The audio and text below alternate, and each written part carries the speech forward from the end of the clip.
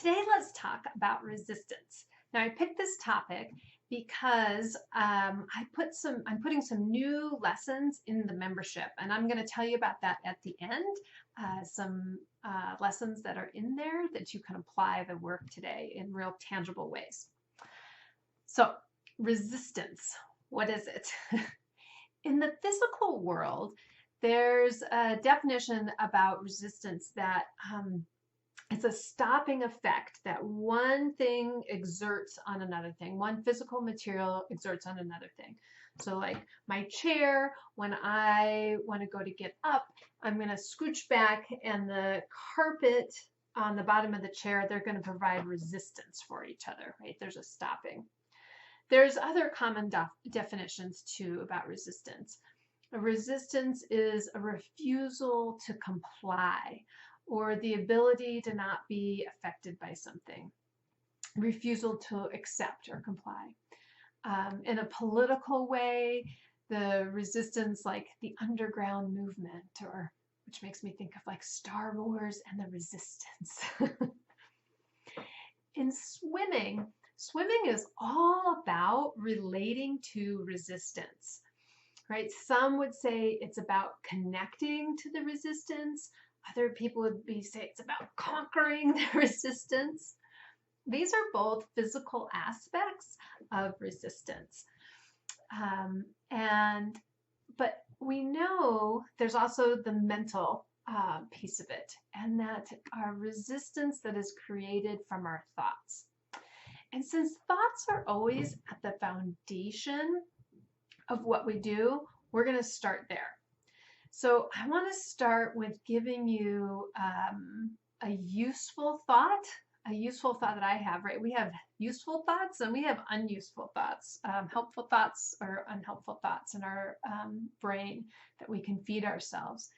And so I like to feed myself a useful thought around resistance, which is that when I notice resistance, this is a feeling to trigger me to say, it's time to get curious.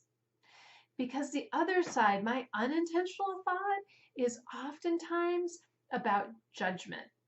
That if I'm in resistance, I start to judge myself, or I judge others, or I get real judgy. And that really holds me in the place of resistance. As we know, that old saying of what we resist persists. So I really want to slow this down and say, when I feel I'm resisting something, it's time for me to slow it up and get curious in there. So in my life, there's many things that I may resist, right? I resist having a tough conversation with my husband, or I might resist sitting down and watching video games or playing video games with my 14-year-old. Or sometimes I resist eating healthy foods, or I resist being a leader at times. We all have things in our life that we resist.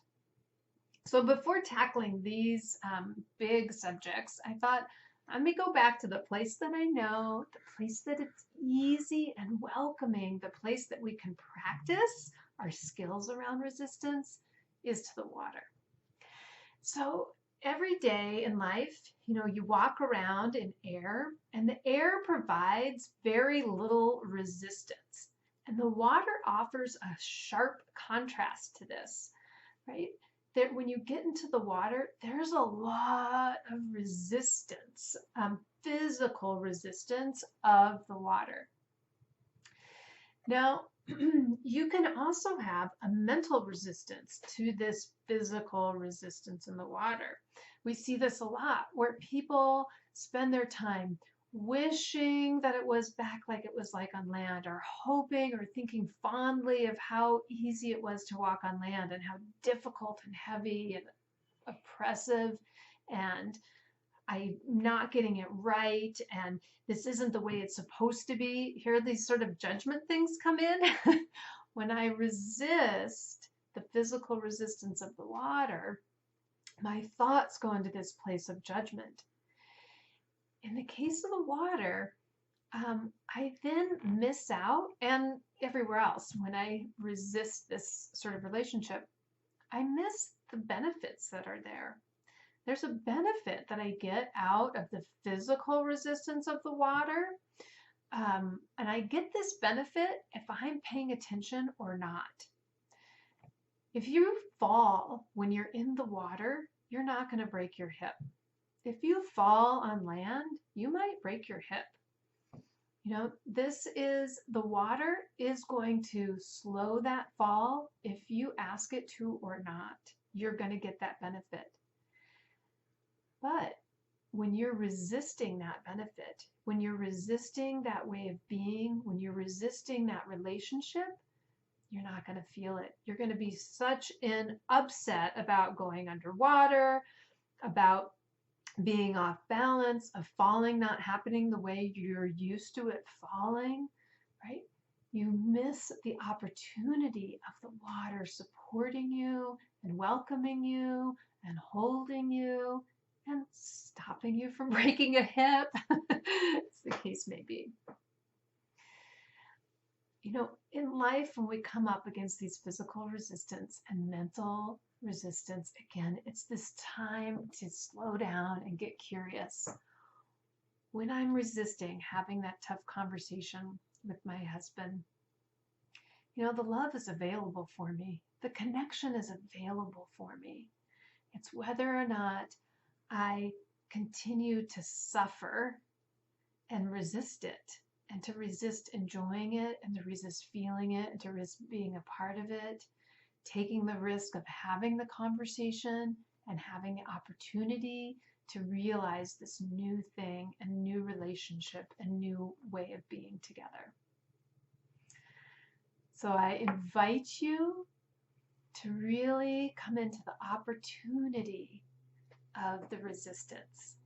When you come into that opportunity, the resistance fades away.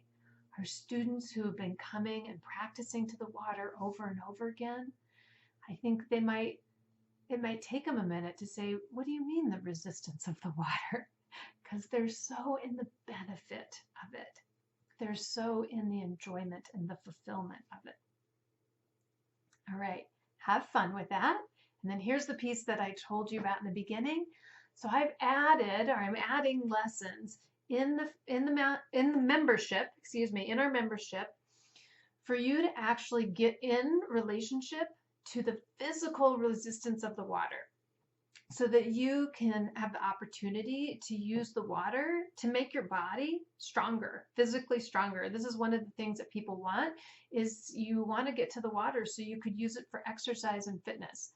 So I'm putting in some different tools and things that you can do that you don't even have to know how to do swimming, front crawl. There are vertical things that you can do to discover and play with and use that resistance.